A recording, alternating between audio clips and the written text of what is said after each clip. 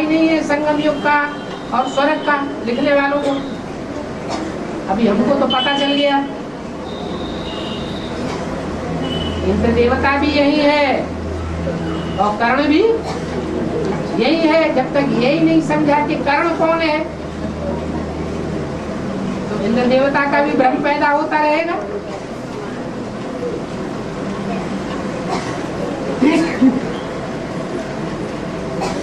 कर्ण को महादानी दिखाया गया है, देवताओं को महादानी नहीं दिखाया गया।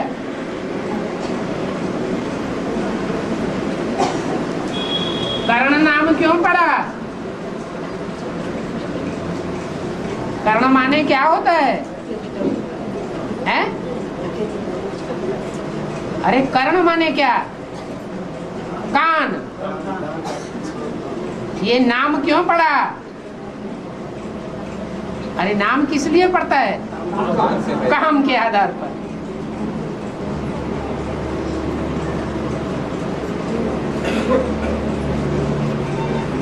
देवताओं में कोई ऐसा देवता है जिसके कान बहुत बड़े बड़े होते हैं? है? है? गणेश। कान बड़े बड़े होते हैं ना, इसका क्या मतलब हुआ? है? मतलब हुआ कि सुनना और सुनाना जास्ती होता है, इसलिए कान बड़े बड़े दिखाए गए हैं। तो कर्ण वाली आत्मा भी ज्ञान को सुनने वालों में सबसे जास्ती आगे और सुनाने वालों में भी सबसे जास्ती आगे। ब्राह्मणों की संगम युगी दुनिया में ये किसका पार्ट है?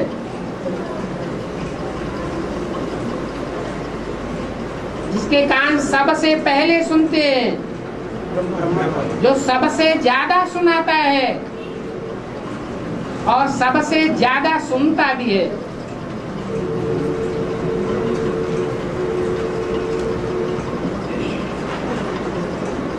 और पक्ष कौरवों को लेता है या पांडवों का पक्ष लेता है? कौरवों का पक्ष लेता है। सब कुछ जानते हुए भी, सारा ज्ञान सुनते हुए भी, सुनाते हुए भी पक्ष फिर भी किसका लेता है? कौरवों का पक्ष लेता है।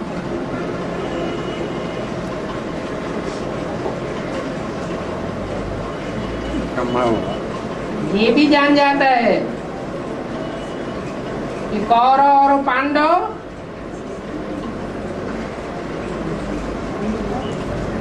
दोनों के बीच में धर्म अधर्म का युद्ध है।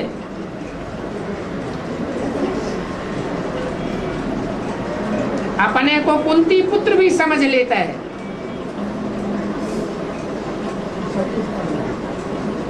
अंदर से जानता है कि पांडवों में मैं बड़ा भ्राता पांडव हूं।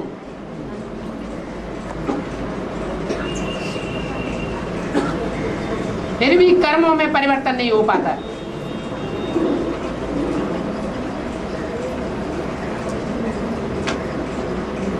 ऐसा संघ का रंग लग जाता है।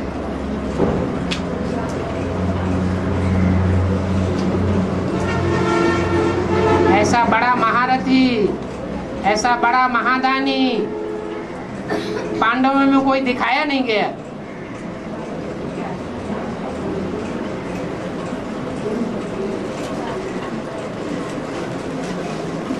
कर्ण की, क्राइस्ट की, कृष्ण की राशि मिलती है कि नहीं मिलती है?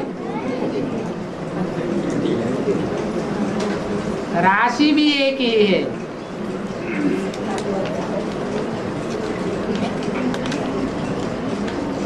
नाम मान शान चाहने वाले कौरवों के पक्ष में जाते हैं या पांडवों के पक्ष में जाते हैं? कौरवों के पक्ष में जाते हैं। पांडव तो अपने पुरुषार्थ को भी गुप्त रखते हैं। नाम, मान, शान, पद, मर्तबा सब उनका गुप्त होता है।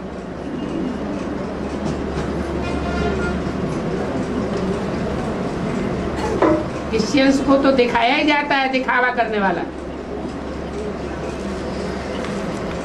और क्रिश्चियंस और क्राइस्ट फॉलो किसको करते हैं? किसको फॉलो किया? कृष्ण को फॉलो किया। ब्रह्मा का प्रैक्टिकल जीवन जो लौकिक में और अलौकिक में था,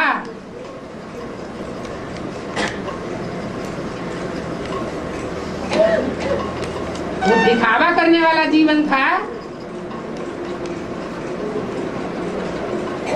या यथार्थ को गुप्त रखने वाला था?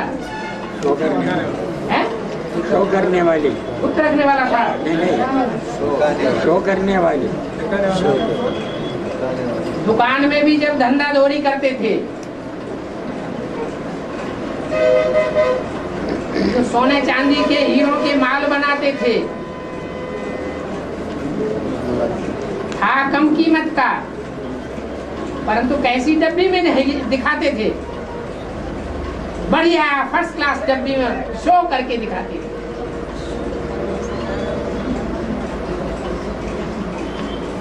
आज की दुनिया में लौकिक धंधे धोरी में लखापति करोड़पति कौन बनता है?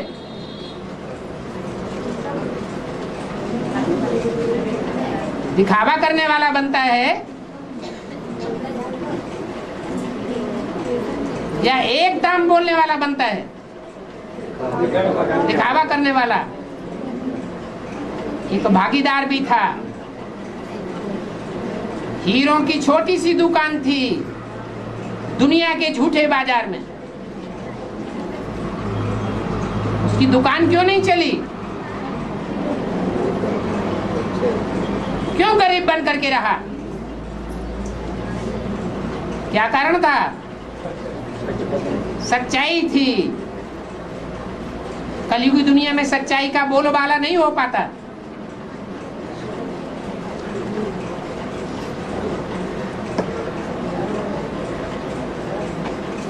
और आज बाबा ने कहा कि पहले नारायण तो देवता बनता है, फिर कहते होगा तो लक्ष्मी का नाम पहले क्यों आता है? लक्ष्मी नारायण जन्म की प्योरिटी है। बनी बनाई बन रही और अब कछु बन नहीं ना है। 63 जन्म की जो प्योरिटी है वो 63 जन्म की प्योरिटी सन्यासियों वाली है या गृहस्थी जीवन वाली है?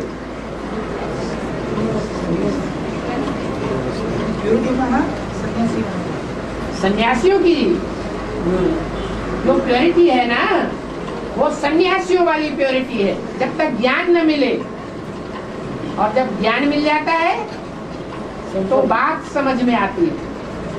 परंतु ये नियम बना हुआ है जिसमें जन्म जन्मांतर की प्योरिटी के संस्कार होंगे। वो आत्माएं जब एडवांस में सहयोगी बन जाएंगी, जैसे सन्यासी, तो बड़े बड़े सन्यासी जब निकलेंगे तो तुम बच्चों की विजय हो जाएगी। तो जिनसे प्राप्ति करनी होती है उनको मान देना चाहिए, आगे रखना चाहिए। तो कोई खराब बात है क्या माताओं को आगे रख देने में? अच्छी बात है ना। लेकिन राधा का नाम पहले, कृष्ण का नाम बाद में। ये राधा और कृष्ण सुधरे हुए मनुष्य हैं या भगवान भगवती है? सुधरे हुए मनुष्य हैं। राम सीता नहीं कहते, सीता राम कहते हैं। सीता का नाम पहले। ये सीताराम सुधरे हुए मनुष्य हैं या भगवान भगवती हैं? दुनिया भले भगवान भगवती मानती हो, लेकिन वास्तविकता क्या है? ये भगवान भगवती नहीं है। जहां भगवान भगवती का सवाल आता है वहां पार्वती का नाम पहले और शंकर का नाम बाद में नहीं आता। क्या कहते हैं? शंकर पार्वती कहा जाता है। भगवान को सदैव आगे रखना होता है, भगवती को सदैव बाद में रखना होता है। प्योरिटी चाहे जितनी भी हो, भगवान पवित्रों के लिए आता है या अपवित्रों के लिए आता है? पवित्रों के लिए आते, पवित्र बनने। अगर पवित्र आत्माओं के लिए ही भगवान आता हो तो जो साधु सन्यासी हैं उनको उच्च पद मिलना चाहिए, उनको रुद्रमाला में आना चाहिए जो शिव की माला है। रुद्रमाला बड़ी या विजयमाला बड़ी? विजयमाला के मण का बनना खुश नसीबी नहीं है, वो राजयोग नहीं सीखते। अभी भी विजयमाला के मण के राजयोग नहीं सीख रहे हैं। कौन सीखते हैं? रुद्रमाला के, रुद्र के डायरेक्ट बच्चे हैं, वो ही राजयोग सीखने वाले हैं। पवित्रता बड़ी चीज है, लेकिन प्योरिटी से भी बड़ी चीज याद है या प्योरिटी ही बड़ी चीज है? याद सर्वोपरि चीज है।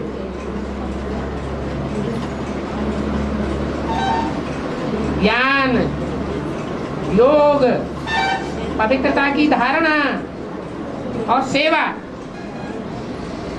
इनमें अव्वल नंबर 1 सब्जेक्ट कौन सा है? याद। धारणा में पास, सेवा में पास, सब सब्जेक्टों में पास और योग में फेल, तो क्या कहा जाएगा? फेल ही कहा जाएगा। और सब्जेक्ट्स में फेल हो जाए, बूढ़ी बूढ़ी माताएं याद में पास हो जाएंगी, बंधन में रहने वाली माताएं याद में पास हो जाएंगी, और सेवा में भी फेल, धारणा में भी फेल,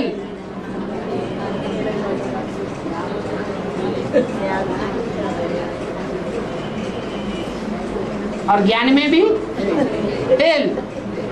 लेकिन याद में पास हो जाएंगी तो क्या कही जाएंगी? पास या फेल? पास कही जाएंगी।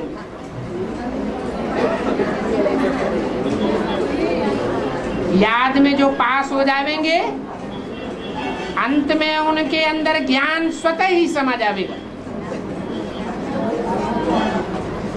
ये परिवर्तन की वंडरफुल बात देखने में आवेगी।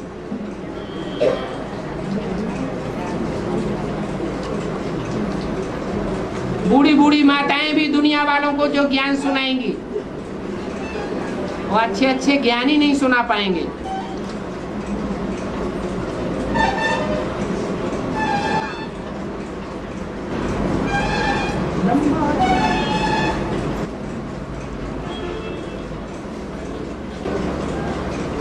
हाँ,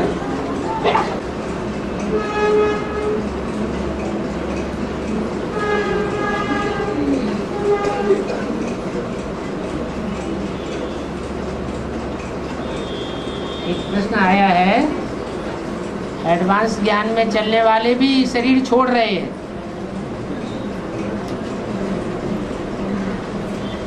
उनके 84 जन्म पूरे हुए या नहीं हुए? क्या कहें? है? अभी वो विकार से जन्म नहीं लेंगे। एडवांस में ज्ञान में चलने वाले जो शरीर छोड़ रहे हैं, उनका विकारी जन्म होगा या नहीं होगा? 84वें जन्म का बाप मिलेगा या नहीं मिलेगा? है? नहीं मिलेगा? मिलेगा।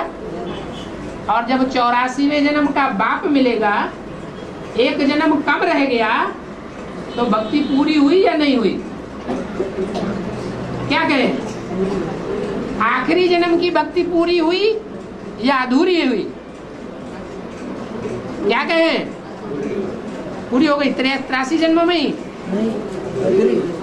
अधूरी रह गई भक्ति। अधूरी भक्ति रह गई है, इसीलिए तो शरीर छोड़ना पड़ा। नहीं तो शरीर क्यों छोड़ना पड़े?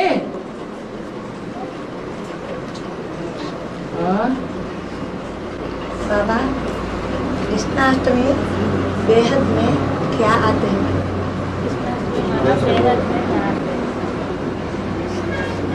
राम की नवमी मनाई जाती है और कृष्ण की अष्टमी मनाई जाती है।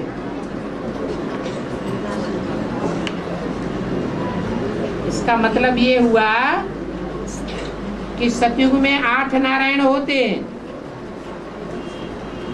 8 नारायणों का सतयुग में जन्म होने के बाद 8वें नारायण का जो वर्षा लेता है वो 9वें नंबर का राम नवमी की यादगार मनाई जाती है। उसकी शूटिंग कहाँ होती है? संगम युग में।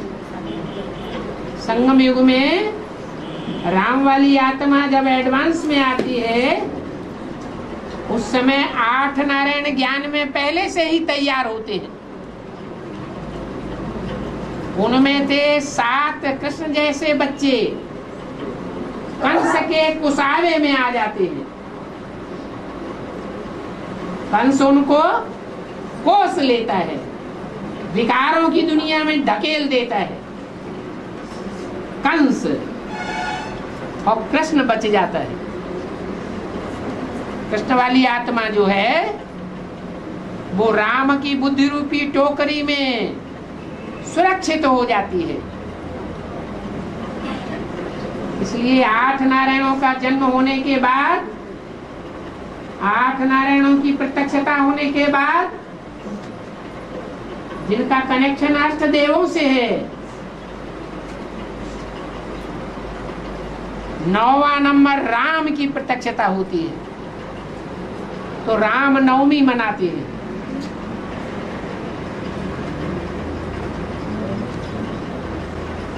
और आश्वासन से याद और सेवा मतलब क्या है? जो भी श्वास आए, जो भी श्वास जाए, उसमें देखना है हमने सेवा क्या की, याद रही कि नहीं रही। ऐसा हो सकता है या नहीं हो सकता है? श्वास ली, श्वास छोड़ी, हर श्वास लेने में और छोड़ने में सेकंड सेकंड बाप की याद रह सकती है या नहीं रह सकती है? रह सकती है। तो जहाँ याद होगी वहाँ सेवा होगी या नहीं होगी? जरूर होगी। सेवा तो जरूर होगी। तो हर श्वास में याद भी समाई हुई हो, सेवा भी समाई हुई हो, इस सर्विस न समाई हुई हो। कोई वाचा ऐसी न निकले जो देवभान में निकल जाए और डिसर्विस हो जाए। अपनी आत्मा की डिसर्विस हो जाए, चाहे दूसरी आत्माओं की डिसर्विस हो जाए। उसे नहीं कहेंगे श्वासोश्वास याद। हाँ जी। आदि में बाबा ने युगल में आकर के सुनने सुनाने और समझने और समझाने का पाठ तो बजाया, तो आदि तो अंत होना चाहिए ना। तो अंत में ये पाठ से कैसे होता है? अंत में वो युगल कौन है? आदि कब और अंत कब? इस एक संगम का ही है ना। संगम में 100 साल का संगम है और उसमें एक संगम है सामान्य और एक संगम है पुरुषोत्तम संगम युग, जहाँ से नंबरवार पुरुषों में उत्तम बनने वाली आत्माएं प्रत्यक्ष होती है। पहले तो ये समझना पड़े कि आदि संगम कौन सा और अंत संगम कौन सा।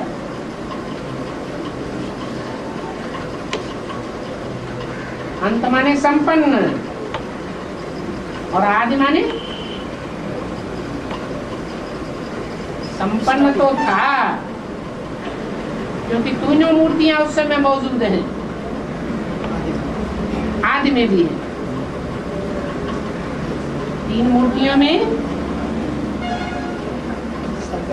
एक मूर्ति है छोटी माँ, एक मूर्ति है बड़ी माँ, और एक मूर्ति है बाप। मूर्ति माना ही साकार।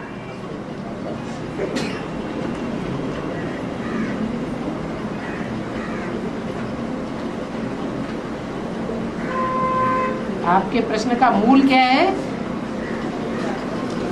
जो भी तुम्हें कैसे सुनना सुनाना और समझना समझाना की पाठ होता है क्या? बोल सुनना सुनाना पहले होता है, पहले समझना समझाना मध्य में होता है, जो आदि सो अंत है। और सुनने के साथ समझना समझाना, अंत में समझने समझाने में तो अंतर होगा, लेकिन सुनने के साथ समझना भी कभी कभी हो जाता है।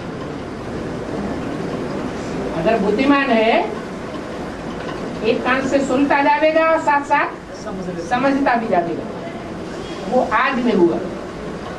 लेकिन प्रैक्टिकल करना नहीं हो पाता। सुनना और समझना साथ साथ हो सकता है, लेकिन प्रैक्टिकल करने में टाइम लगेगा, वो अंत की बात है।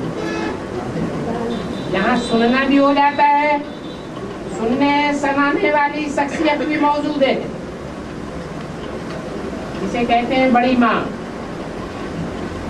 क्या सुनती है और सुनाती भी है। सुनने में और सुनाने में उससे जास्ती तीखा कोई होता ही नहीं। इसके कहा जगदम्बा। जगदम्बा सो लंबी जीभ वाली क्या बनती है? महाकाली बनती है।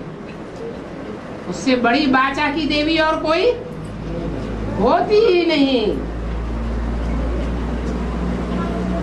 बाचा चलाने में उससे कोई नंबर आगे नहीं ले सकता, परंतु धारणा में पीछे रह जाती। तो धारणा में आगे जाने वाली भी कोई देवी है, जिसको कहते हैं अव्यक्तवाणी में, जिसके लिए बोला है पहली अव्यक्तवाणी में, भारत माता शिव शक्ति अवतार अंत का ये नारा है। तो अंत में तीनों ही बातें संपन्न हो जाती हैं। सुनने सुनाने वाली भी मिलती है, समझने समझाने वाला भी मिल जाता है, और प्रैक्टिकल जीवन में सबसे पहले धारणा करने वाली भी वहां मौजूद होती है। ये तीनों मूर्तियां आदि में भी मौजूद थी। शिव अकेला नहीं आता है, बच्चों के साथ साथ तीनों मूर्तियों के साथ आता है। और अंत में भी जब प्रत्यक्षता होगी तो सुनने सुनाने वाली मूर्ति भी होगी, समझने समझाने वाली जो निमित्त मूर्ति है वो भी होगी, और प्रैक्टिकल करने कराने वाली मूर्ति भी मौजूद होगी। उसे कहेंगे अंत।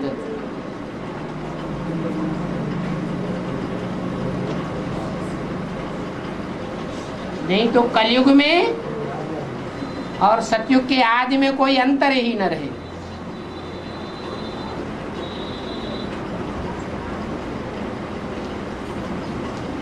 और प्रश्न आया है, एडवांस में जो अचानक शरीर छोड़ते हैं उनको तुरंत शरीर मिलेगा या भटकना पड़ेगा? अचानक शरीर छोड़ने वालों में भी दो तरह के होते हैं। एक तो होते हैं जैसे युद्ध भूमि में युद्ध करते करते, सत्य असत्य के लिए युद्ध करते हैं ना, तो युद्ध करते करते जो शरीर छोड़ते हैं, उन्होंने अपने लिए शरीर छोड़ा या अपने देश के लिए शरीर छोड़ा, पर कल्याण के लिए शरीर छोड़ा या स्वार्थ के लिए शरीर छोड़ा, तो उनको सूक्ष्म शरीर का बंधन बंधना चाहिए या नहीं बंधना चाहिए? नहीं बंधता है। ऐसे ही यहाँ ज्ञान में जो स्वार्थ के लिए शरीर छोड़ते हैं, हठ में आ जाते हैं, अगर हमको ये चीज नहीं मिलेगी हम प्राण छोड़ देंगे, हमको ये व्यक्ति नहीं मिलेगा तो हम प्राण छोड़ देंगे। तो ऐसे हठ पूर्वक जो शरीर छोड़ते हैं स्वार्थ के लिए, उनको सूक्ष्म शरीर के बंधन में बंधना पड़ता है। और जो परमार्थ के लिए शरीर छोड़ते हैं अचानक, उनको सूक्ष्म शरीर के बंधन में नहीं बंधना पड़ता है। और जो सूक्ष्म शरीर के बंधन में बंधते हैं, उनको पुरुषार्थ करने का वो समय जिसमें उन्होंने सूक्ष्म शरीर से कार्य किया है, उसमें ना पाप बनता है और ना पुण्य बनता है। पुरुषार्थ करने का समय नहीं बनता, लेकिन आत्मा जो है वो अनुभवी तो बनती है। क्या? वो अनुभव के संस्कार ले जा करके दोबारा जन्म लेते हैं, और जन्म लेकर के लास्ट सो फास्ट पुरुषार्थ करते हैं। इसलिए एडवांस में आने वाले अगर यदा कदा सूक्ष्म शरीर धारण भी करते हैं तो उनको उतना घाटा नहीं है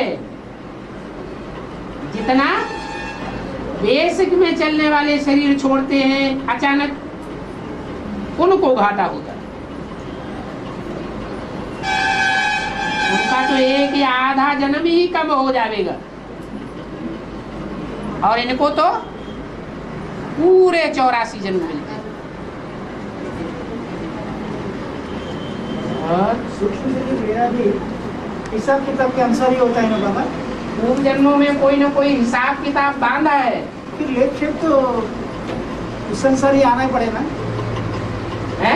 सूक्ष्म शरीर तो लिया है हिसाब किताब के अनुसार ही, हाँ? तो फिर जो कर्म होता है उसका उस अनुसार सूक्ष्म जिसके शरीर में प्रवेश होके कर्म होता है, उसका लेप शेप तो उस आत्मा को जिसका नहीं। अपना शरीर ही नहीं है उसको लेप छेप नहीं लगेगा। लेप छेप उसको लगता है जिसका अपना शरीर है। अच्छा जी, हिसाब किताब तो पूरी सूक्ष्म शरीर मिलता ही इसीलिए है कि सूक्ष्म शरीर धारण करने वाली जो आत्मा है उसके पाप कर्मों का बोझा ज्यादा न चढ़ने पाए। जितने भी सूक्ष्म शरीर धारण करने वाली विधर्मी आत्माएं वो सब 84 जन्म लेने वाली है या कम जन्म लेने वाली है? कम जन्म लेने वाली। सूक्ष्म शरीर के बंधन में आना ये कोई अच्छी बात नहीं है। ब्रह्मा जैसी आत्मा को भी घाटा पड़ गया। क्या घाटा पड़ गया? जो प्राप्ति हुई, भले सतयुग के महाराजा बन गए, लेकिन संगम युग में जो भगवान से डायरेक्ट प्राप्ति होनी चाहिए, भगवान से ज्ञान लेना चाहिए, वो ज्ञान डायरेक्ट में नहीं ले सके।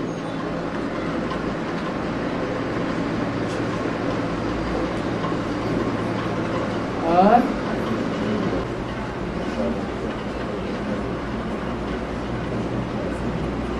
माना सूक्ष्म शरीर जो धारण करने वाली आत्माएं हैं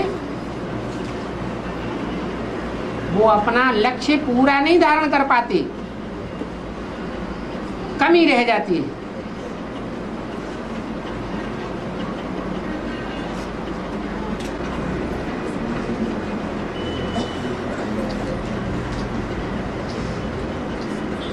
राजा हरिश्चंद्र को क्या बनना पड़ा? चांडाल बनना पड़ा।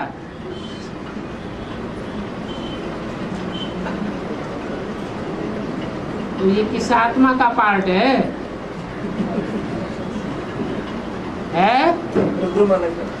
रुद्रमाला में तो ढेर आत्माएं हैं, सबसे बड़ा ये पार्ट किसका है? शास्त्रों में तो सतयुग के आदि में राजा हरिश्चंद्र का राज्य दिखा है।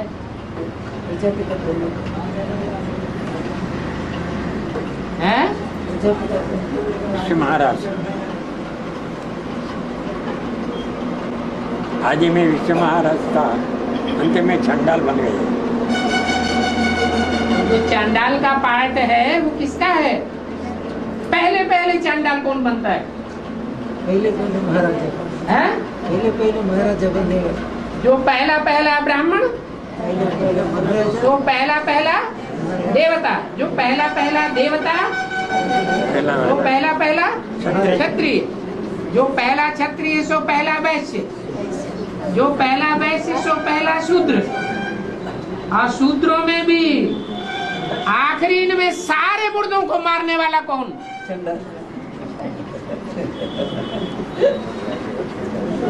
आखिरी में सारी दुनिया मुर्दा होगी या नहीं होगी? है? ऐसा कौन सा टाइम होता है जब सारी दुनिया मुर्दा होती है, सब कब्र दाखिल होते हैं? कब्र दाखिल का गायन कौन से धर्म में है? मुस्लिम धर्म में कब्र दाखिल का गायन है। उनके यहाँ 14वीं सदी जब पूरी होती है उसके बाद कोई तारीख ही नहीं है।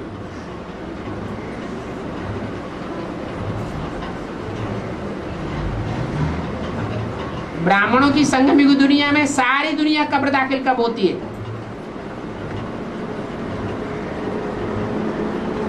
सब मिट्टी में, देवहान की मिट्टी में दब के मर जाते हैं, कोई जिंदा नहीं रहता। तब अल्लाह ताला आकर के कब्र में से एक एक को जगाते हैं। वो कौन सा टाइम है? हैं? अरे अज्ञान की नींद में से कब से जगना शुरू होता है? 76 से। उस समय दुनिया वालों की तो बात ही छोड़ दो, जो ज्ञान में चलने वाले ब्राह्मण हैं वो भी सब क्या हो जाते हैं? मुर्दा हो जाते हैं। सब देवहानी की मिट्टी में दबे हुए होते हैं। तो पहले पहले कोई मुर्दे में तो जान फूकी होगी। कौन से मुर्दे में से जान फूकी जाती है? रब वाली आत्मा। तो जो पूछा है कि सत्य हरिश्चंद्र चांडाल बनता है, और बाबा ने जवाब एक ही वाक्य में दे दिया, दुनिया की ऐसी कोई बात नहीं जो तेरे ऊपर लागू न होती हो। है? अरे दुनिया में ढेरों ऐसे हैं जिनका चांडाल का पार्ट होता है। जन्म जन्मांतर के चांडाल बनते हैं, सिर्फ एक ही जन्म में चांडाल बनते हैं। अच्छा, मुर्दों को जलाने वाले हर जन्म में नहीं होते, जन्म जन्मांतर चांडाल होते हैं। उन सब चांडालों का पहला बाप कोई तो होता होगा, उनका भी कोई बीज होगा कि नहीं होगा? दुनिया के बड़े बड़े राजाओं का कोई बीज दुनिया के जितने भी ब्राह्मण हैं उनका भी कोई बीज है। दुनिया के जितने बड़े बड़े देवताएं हैं उन 33 करोड़ देवताओं का भी कोई एक बीज है। तो चांडालों का भी कोई बीज होगा, बाप होगा या नहीं होगा? वो तो सारी दुनिया का बाप है। तो चांडालों का बाप नहीं बनना चाहिए। खराब बात हो जाएगी क्या? है? और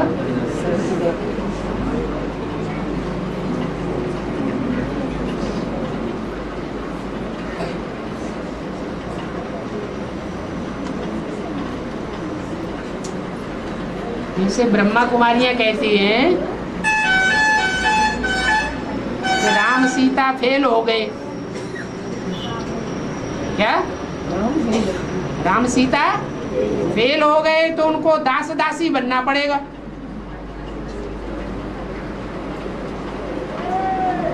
तो ये दास दासी बनना अच्छी बात हुई या खराब बात हो गई? क्यों? दास दासी बनना तो बहुत खराब बात है? अरे दुनिया की सारी आत्माएं अपने बच्चों की दास दासी बनती है। तो राम सीता भी अगर सतयुग के आदि में जो प्रिंस प्रिंसेस से पैदा होते हैं उनके माँ बाप के रूप में दास दासी फर्स्ट क्लास बनते हैं तो खराब बात हो गई क्या? ऊंची बात। बहुत अच्छी बात हो गई।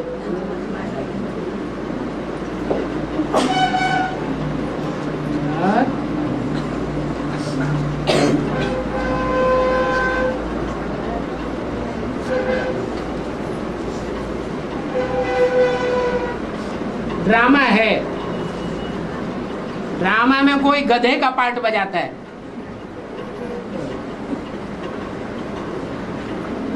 गाय बैल भैंस की झूठी बची हुई घास खा लेता है, खाता है, गधे का पार्ट बजाने वाला। कोई महाराजा का पार्ट बजाता है, बजाता है ना। अगर महाराजा का पार्ट बजाने वाला बढ़िया पार्ट न बजावे और लोग तालियां बजा देवे, और गधे का पार्ट बजाने वाला हूबहू आवाज वैसी ही करे और हूबहू गधे की तरह एक्ट करे, लोग वाहवाही कहे, तो अच्छा पार्ट हुआ है खराब पार्ट हुआ है? गधे का पार्ट बजाने वाले को इनाम मिलेगा या महाराजा का पार्ट बजाने वाले को इनाम मिलेगा? है? गधे का पार्ट बजाने वाले को इनाम मिल जाएगा। ऐसे ही ये दुनिया